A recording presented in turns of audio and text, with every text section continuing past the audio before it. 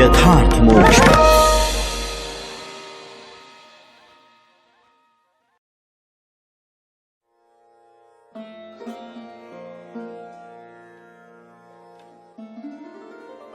श्री सुखदेव जी कहते हैं, परीक्षित, संसार के रचयिता ब्रह्मा जी ने इस प्रकार भगवान श्री कृष्ण की स्तुति की।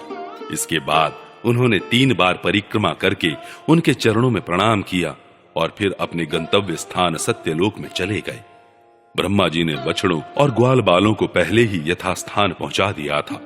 भगवान श्री कृष्ण ने ब्रह्मा जी को विदा कर दिया और बछड़ों को लेकर यमुना जी के पुलिन पर आए, जहां वे अपने सखा ग्वाल बालों को पहले छोड़ गए थे। परीक्षित, अपने जीवन सर्वस्व प्राण वल्लभ श्री कृष्ण के वियोग में यद्यपि 1 वर्ष बीत गया था, तथापि उन ग्वाल बालों को वह समय आधे क्षण के समान जान पड़ा। क्यों ना हो, वे भगवान की विश्व मोहिनी योग माया से मोहित जो हो गए थे। जगत के सभी जीव उसी माया से मोहित होकर शास्त्र और आचार्यों के बार बार समझाने पर भी अपने आत्मा को निरंतर भूले हुए हैं। वास्तव में उस माया की ऐसी ही शक्ति है, भला उससे मोहित होकर जीव यहां क्या क्या नहीं भूल जाते हैं। परीक्षित, भगवान श्री कृष्ण को देखते ही ग्वाल बालों ने बड़ी उतावली से कहा, भाई तुम भले आए, स्वागत है, स्वागत। अभी तो हमने तुम्हारे बिना एक कौर भी नहीं खाया है। आओ, इधर आओ, आनंद से भोजन करो। तब हंसते हुए भगवान ने ग्वाल बालों के साथ भोजन किया और उन्हें अघासुर के शरीर का ढांचा दिखाते हुए वन से व्रज में लौट आए। श्री कृष्ण के सिर पर मोर पंख का मनोहर मुकुट और घुंघराले बालों में सुंदर सुंदर महन महन महकते हुए पुष्प गुंथ रहे थे। नई नई रंगीन धातुओं से श्याम शरीर पर चित्रकारी की हुई थी। वे चलते समय रास्ते में उच्च स्वर से कभी बांसुरी, कभी पत्ते और कभी सिंगी बजाकर वाद्योत्सव में मग्न हो रहे हैं। पीछे पीछे ग्वाल बाल उनकी लोक पावन कीर्ति का गान करते जा रहे हैं। कभी वे नाम ले लेकर अपने बछड़ों को पुकारते, तो कभी उनके साथ लाड़ लड़ाने लगते। मार्ग के दोनों ओर गोपियां खड़ी हैं।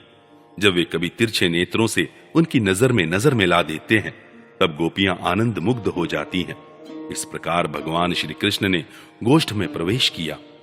परीक्षित, उसी दिन बालकों ने व्रज में जाकर कहा कि आज यशोदा मैया के लाडले नंद नंदन ने वन में एक बड़ा भारी अजगर मार डाला है और उससे हम लोगों की रक्षा की है।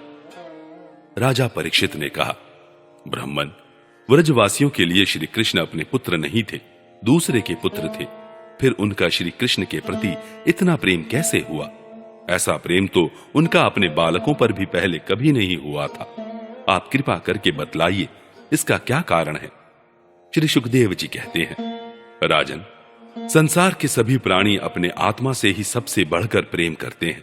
पुत्र से, धन से या और किसी से जो प्रेम होता है, वह तो इसलिए कि वे वस्तुएं अपने आत्मा को प्रिय लगती हैं। राजेंद्र, यही कारण है कि सभी प्राणियों का अपने आत्मा के प्रति जैसा प्रेम होता है, वैसा अपने कहलाने वाले पुत्र, धन और गृह आदि में नहीं होता। नृपश्रेष्ठ, जो लोग देह को ही आत्मा मानते हैं, वे भी अपने शरीर से जितना प्रेम करते हैं, उतना प्रेम शरीर के संबंधी पुत्र मित्र आदि से नहीं करते। जब विचार के द्वारा यह मालूम हो जाता है कि यह शरीर मैं नहीं हूं, यह शरीर मेरा है, तब इस शरीर से भी आत्मा के समान प्रेम नहीं रहता। यही कारण है कि इस देह के जीर्ण शीर्ण हो जाने पर भी जीने की आशा प्रबल रूप से बनी रहती है। इससे यह बात सिद्ध होती है कि सभी प्राणी अपने आत्मा से ही सबसे बढ़कर प्रेम करते हैं और उसी के लिए इस सारे चराचर जगत से भी प्रेम करते हैं। इन श्री कृष्ण को ही तुम सब आत्माओं का आत्मा समझो। संसार के कल्याण के लिए ही योग माया का आश्रय लेकर वे यहाँ देहधारी के समान जान पड़ते हैं। जो लोग भगवान श्री कृष्ण के वास्तविक स्वरूप को जानते हैं, उनके लिए तो इस जगत में जो कुछ भी चराचर पदार्थ है अथवा इससे परे परमात्मा, ब्रह्म, नारायण आदि जो भगवत स्वरूप है, सभी श्री कृष्ण स्वरूप ही हैं। श्री कृष्ण के अतिरिक्त और कोई प्राकृत अप्राकृतिक वस्तु है ही नहीं। सभी वस्तुओं का अंतिम रूप अपने कारण में स्थित होता है। उस कारण के भी परम कारण है भगवान श्री कृष्ण। तब भला बताओ किस वस्तु को श्री कृष्ण से भिन्न बतलाएं?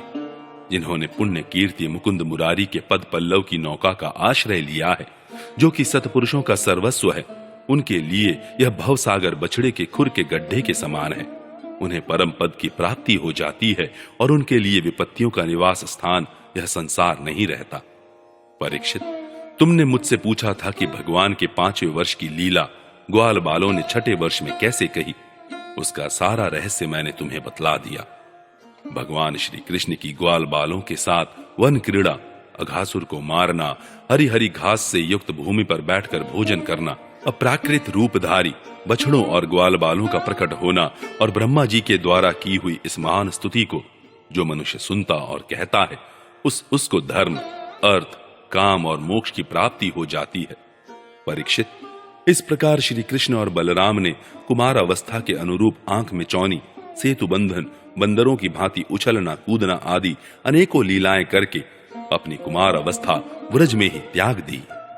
15वां अध्याय, धेनुकासुर का उद्धार और ग्वाल बालों को कालिय नाग के विष से बचाना। श्री सुखदेव जी कहते हैं, परीक्षित, अब बलराम और श्री कृष्ण ने पौगंड अवस्था में अर्थात 6ठे वर्ष में प्रवेश किया था।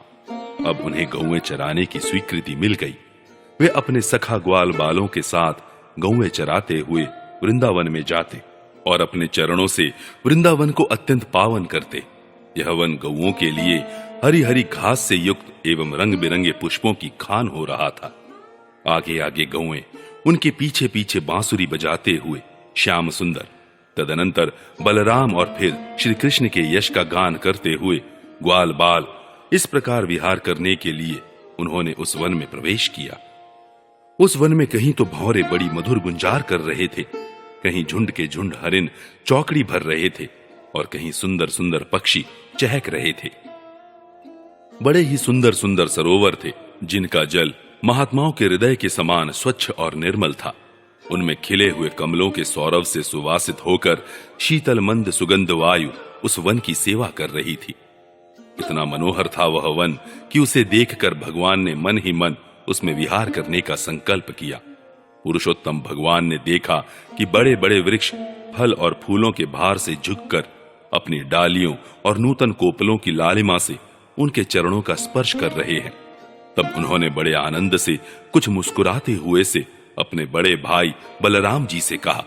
भगवान श्री कृष्ण ने कहा, देव शिरोमणि, यूं तो बड़े बड़े देवता आपके चरण कमलों की पूजा करते हैं, परंतु देखिए तो ये वृक्ष भी अपनी डालियों से सुंदर पुष्प और फलों की सामग्री लेकर आपके चरण कमलों में झुक रहे हैं, नमस्कार कर रहे हैं।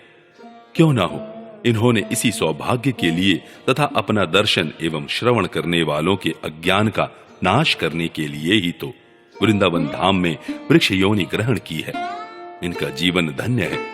आदि पुरुष, यद्यपि आप इस वृंदावन में अपने ऐश्वर्य रूप को छिपाकर बालकों की सी लीला कर रहे हैं, फिर भी आपके श्रेष्ठ भक्त मुनिगण अपने इष्ट देव को पहचान कर यहाँ भी प्राय भौरों के रूप में आपके भुवन पावन यश का निरंतर गान करते हुए आपके भजन में लगे रहते हैं। वे एक क्षण के लिए भी आपको नहीं छोड़ना चाहते। भाई जी, वास्तव में आप ही स्तुति करने योग्य हैं। देखिए, आपको अपने घर आया देख ये मोर आपके दर्शनों से आनंदित होकर नाच रहे हैं। हरिणियां मृगनयनी गोपियों के समान अपनी प्रेम भरी तिरछी चितवन से आपके प्रति प्रेम प्रकट कर रही हैं, आपको प्रसन्न कर रही हैं। ये कोयलें अपनी मधुर कूह कूह ध्वनि से अपना कितना सुंदर स्वागत कर रही हैं। ये वनवासी होने पर भी धन्य है, क्योंकि सत्पुरुषों का स्वभाव ही ऐसा होता है कि वे घर आए अतिथि को अपनी प्रिय से प्रिय वस्तु भेंट कर देते हैं। आज यहाँ की भूमि अपनी हरी हरी घास के साथ आपके चरणों का स्पर्श प्राप्त करके धन्य हो रही हैं। यहाँ के वृक्ष, लताएं और झाड़ियां आपकी अंगुलियों का स्पर्श पाकर अपना अहोभाग्य मान रही हैं। आपकी दया भरी चितवन से नदी, पर्वत, पशु, पक्षी सब कृतार्थ हो रहे हैं और व्रज की गोपियां आपके वक्ष स्थल का स्पर्श प्राप्त करके, जिसके लिए स्वयं लक्ष्मी भी लालायित रहती हैं, धन्य धन्य हो रही हैं। श्री सुखदेव जी कहते हैं, परीक्षित, इस प्रकार परम सुंदर वृंदावन को देखकर भगवान श्री कृष्ण बहुत ही आनंदित हुए। वे अपने सखा ग्वाल बालों के साथ गोवर्धन की तराई में यमुना तट पर गौओं को चराते हुए अनेकों प्रकार की लीलाएं करने लगे। एक और ग्वाल बाल भगवान श्री कृष्ण के चरित्रों की मधुर तान छेड़े रहते हैं, तो दूसरी ओर बलराम जी के साथ वनमाला पहने हुए श्री कृष्ण मतवाले भौरों की सुरीली गुनगुनाहट में अपना स्वर मिलाकर मधुर संगीत अलापने लगते हैं। कभी कभी श्री कृष्ण कूजते हुए राजहंसों के साथ स्वयं भी कूजने लगते हैं और कभी नाचते हुए मोरों के साथ स्वयं भी ठुमक ठुमक नाचने लगते हैं और ऐसा नाचते हैं कि मयूर को उपहासास्पद बना देते हैं। कभी मेघ के समान गंभीर वाणी से दूर गए हुए पशुओं को उनका नाम ले लेकर बड़े प्रेम से पुकारते हैं।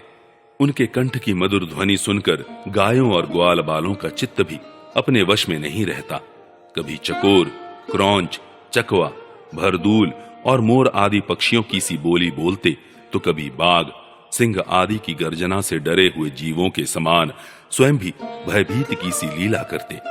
जब बलराम जी खेलते खेलते थक कर किसी ग्वाल बाल की गोद के तकिए पर सिर रखकर लेट जाते, तब श्री कृष्ण उनके पैर दबाने लगते, पंखा झलने लगते और इस प्रकार अपने बड़े भाई की थकावट दूर करते। जब ग्वाल बाल नाचने गाने लगते अथवा ताल ठोंक ठोंक कर एक दूसरे से कुश्ती लड़ने लगते, तब श्याम और राम दोनों भाई हाथ में हाथ डालकर खड़े हो जाते और हंस हंस कर वाह वाह करते। कभी कभी स्वयं श्री कृष्ण भी ग्वाल बालों के साथ कुश्ती लड़ते लड़ते थक जाते तथा किसी सुंदर वृक्ष के नीचे कोमल पल्लवों की सेज पर किसी ग्वाल बाल की गोद में सिर रख कर लेट जाते। परीक्षित, उस समय कोई कोई पुण्य के मूर्तिमान स्वरूप ग्वाल बाल महात्मा श्री कृष्ण के चरण दबाने लगते और दूसरे निष्पाप बालक उन्हें बड़े बड़े पत्तों या अंगोछियों से पंखा झलने लगते। किसी किसी के हृदय में प्रेम की धारा उमड़ आती तो वह धीरे धीरे उदार शिरोमणि परम मनस्वी श्री कृष्ण की लीलाओं के अनुरूप उनके मन को प्रिय लगने वाले मनोहर गीत गाने लगता। भगवान ने इस प्रकार अपनी योग माया से अपने ऐश्वर्यमय स्वरूप को छिपा रखा था। वे ऐसी लीलाएं करते जो ठीक ठीक गोप बालकों की सी ही मालूम पड़ती। स्वयं भगवती लक्ष्मी जिनके चरण कमलों की सेवा में संलग्न रहती हैं, वे ही भगवान इन ग्रामीण बालकों के साथ बड़े प्रेम से ग्रामीण खेल खेला करते थे। परीक्षित, ऐसा होने पर भी कभी कभी उनकी ऐश्वर्यमयी लीलाएं भी प्रकट हो जाया करती। बलराम जी और श्री कृष्ण के सखाओं में एक प्रधान गोप बालक थे, श्री दामा। एक दिन उन्होंने तथा सुबल और स्तोक कृष्ण आदि ग्वाल बालों ने श्याम और राम से बड़े प्रेम के साथ कहा, हम लोगों को सर्वदा सुख पहुंचाने वाले बलराम जी, आपके बाहुबल की तो कोई था ही नहीं है। हमारे मनमोहन श्री कृष्ण, दुष्टों को नाश कर डालना तो तुम्हारा स्वभाव ही है। यहां से थोड़ी ही दूर पर एक बड़ा भारी वन है, बस उसमें पांत के पांत ताड़ के वृक्ष भरे पड़े हैं। वहां बहुत से ताड़ के फल पक पक कर गिरते रहते हैं और बहुत से पहले के गिरे हुए भी हैं, परंतु वहां धेनुक नाम का एक दुष्ट दैत्य रहता है। उसने उन फलों पर रोक लगा रखी है। बलराम जी और भैया श्री कृष्ण, वह दैत्य गधे के रूप में रहता है। वह स्वयं तो बड़ा बलवान है ही, उसके साथ और भी बहुत से उसी के समान बलवान दैत्य उसी रूप में रहते हैं। मेरे शत्रुघाती भैया, उस दैत्य ने अब तक न जाने कितने मनुष्य खा डाले हैं। यही कारण है कि उसके डर के मारे मनुष्य उसका सेवन नहीं करते और पशु पक्षी भी उस जंगल में नहीं जाते। उसके फल हैं तो बड़े सुगंधित, परंतु हमने कभी नहीं खाए। देखो ना, चारों ओर उन्हीं की मंद मंद सुगंध फैल रही है। तनिक सा ध्यान देने से उसका रस मिलने लगता है। श्री कृष्ण, उनकी सुगंध से हमारा मन मोहित हो गया है और उन्हें पाने के लिए मचल रहा है। तुम हमें वे फल अवश्य खिलाओ। दाऊ दादा, हमें उन फलों की बड़ी उत्कट अभिलाषा है। आपको रुचे तो वहां अवश्य चलिए। अपने सखा ग्वाल बालों की यह बात सुनकर भगवान श्री कृष्ण और बलराम जी दोनों हंसे और फिर उन्हें प्रसन्न करने के लिए उनके साथ तालवन के लिए चल पड़े। उस वन में पहुंचकर बलराम जी ने अपनी बाहों से उन ताड़ के पेड़ों को पकड़ लिया और मतवाले हाथी के बच्चे के समान उन्हें बड़े जोर से हिलाकर बहुत से फल नीचे गिरा दिए। जब गधे के रूप में रहने वाले दैत्य ने फलों के गिरने का शब्द सुना, तब वह पर्वतों के साथ सारी पृथ्वी को कपाता हुआ उनकी ओर दौड़ा। वह बड़ा बलवान था। उसने बड़े वेग से बलराम जी के सामने आकर अपने पिछले पैरों से उनकी छाती में दुलत्ती मारी और इसके बाद वह दुष्ट बड़े जोर से रेंकता हुआ वहां से हट गया।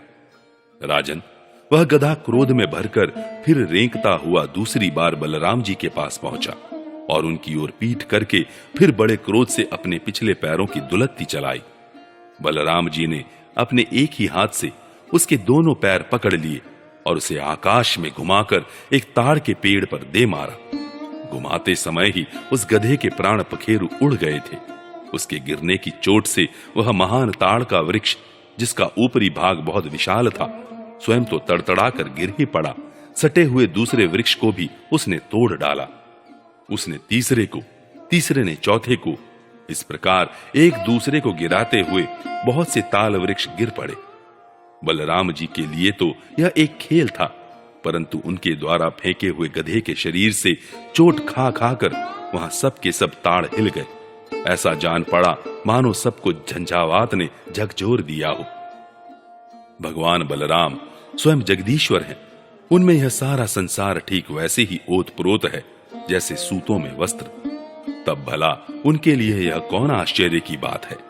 उस समय धेनुकासुर के भाई बंधु अपने भाई के मारे जाने से क्रोध के मारे आग बबूला हो गए। सब के सब गधे बलराम जी और श्री कृष्ण पर बड़े वेग से टूट पड़े। राजन, उनमें से जो जो पास आया उसी उसी को बलराम जी और श्री कृष्ण ने खेल खेल में ही पिछले पैर पकड़कर ताल वृक्षों पर दे मारा। उस समय वह भूमि ताड़ के फलों से पट गई और टूटे हुए वृक्ष तथा दैत्यों के प्राणहीन शरीरों से भर गई। जैसे बादलों से आकाश ढक गया हो, उस भूमि की वैसी ही शोभा होने लगी। बलराम जी और श्री कृष्ण की यह मंगलमय लीला देखकर देवतागण उन पर फूल बरसाने लगे और बाजे बजा बजा कर स्तुति करने लगे। जिस दिन धेनुकासुर मरा, उसी दिन से लोग निडर होकर उस वन के ताल फल खाने लगे तथा पशु भी स्वच्छंदता के साथ घास चरने लगे। इसके बाद कमल दल लोचन भगवान श्री कृष्ण बड़े भाई बलराम जी के साथ व्रज में आए। उस समय उनके साथी ग्वाल बाल उनके पीछे पीछे चलते हुए उनकी स्तुति करते जाते थे। क्यों ना हो, भगवान की लीलाओं का श्रवण कीर्तन ही सबसे बढ़कर पवित्र जो है। उस समय श्री कृष्ण की घुंघराली अलकों पर गौओं के खुरों से उड़ उड़कर धूली पड़ी हुई थी। सिर पर मोर पंख का मुकुट था और बालों में सुंदर सुंदर जंगली पुष्प गुथे हुए थे। उनके नेत्रों में मधुर चितवन और मुख पर मनोहर मुस्कान थी। वे मधुर मधुर मुरली बजा रहे थे और साथी ग्वाल बाल उनकी ललित कीर्ति का गान कर रहे थे। वंशी की ध्वनि सुनकर बहुत सी गोपियां एक साथ ही व्रत से बाहर निकल आईं। उनकी आंखें न जाने कब से श्री कृष्ण के दर्शन के लिए तरस रही थीं।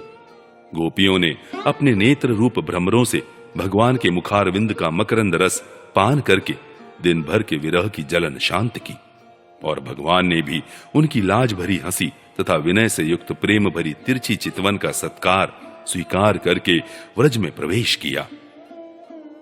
उधर यशोदा मैया और रोहिणी जी का हृदय वात्सल्य स्नेह से उमड़ रहा था और उन्होंने श्याम और राम के घर पहुंचते ही उनकी इच्छा के अनुसार तथा समय के अनुरूप पहले से ही सोच संजो कर रखी हुई वस्तुएं उन्हें खिलाएं, पिलाएं और पहनाएं। माताओं ने तेल उबटन आदि लगाकर स्नान कराया। इससे उनकी दिन भर घूमने फिरने की मार्ग की थकान दूर हो गई। फिर उन्होंने सुंदर वस्त्र पहनाकर दिव्य पुष्पों की माला पहनाई तथा चंदन लगाया। तत्पश्चात दोनों भाइयों ने माताओं का परोसा हुआ स्वादिष्ट अन्न भोजन किया। इसके बाद बड़े लाड़ प्यार से दुलार दुलार कर यशोदा और रोहिणी ने उन्हें सुंदर शैया पर सुलाया। श्याम और राम बड़े आराम से सो गए। भगवान श्री कृष्ण इस प्रकार वृंदावन में अनेकों लीलाएं करते। एक दिन अपने सखा ग्वाल बालों के साथ वे यमुना तट पर गए। राजन, उस दिन बलराम जी उनके साथ नहीं थे। उस समय जेठ आषाढ़ के घाम से गौएं और ग्वाल बाल अत्यंत पीड़ित हो रहे थे। प्यास से उनका कंठ सूख रहा था, इसलिए उन्होंने यमुना जी का विषैला जल पी लिया। परीक्षित, होनहार के वश उन्हें उस बात का ध्यान ही नहीं रहा था। उस विषैले जल के पीते ही सब गौएं और ग्वाल बाल प्राणहीन होकर यमुना जी के तट पर गिर पड़े। उन्हें ऐसी अवस्था में देखकर योगेश्वरों के भी ईश्वर भगवान श्री कृष्ण ने अपनी अमृत बरसाने वाली दृष्टि से उन्हें जीवित कर दिया। उनके स्वामी और सर्वस्व तो एकमात्र श्री कृष्ण ही थे। परीक्षित, चेतना आने पर वे सब यमुना जी के तट पर उठ खड़े हुए और आश्चर्यचकित होकर एक दूसरे की ओर देखने लगे। राजन, अंत में उन्होंने यही निश्चय किया कि हम लोग विषैला जल पी लेने के कारण मर चुके थे, परंतु हमारे श्री कृष्ण ने अपनी अनुग्रह भरी दृष्टि से देखकर हमें फिर से जिला दिया।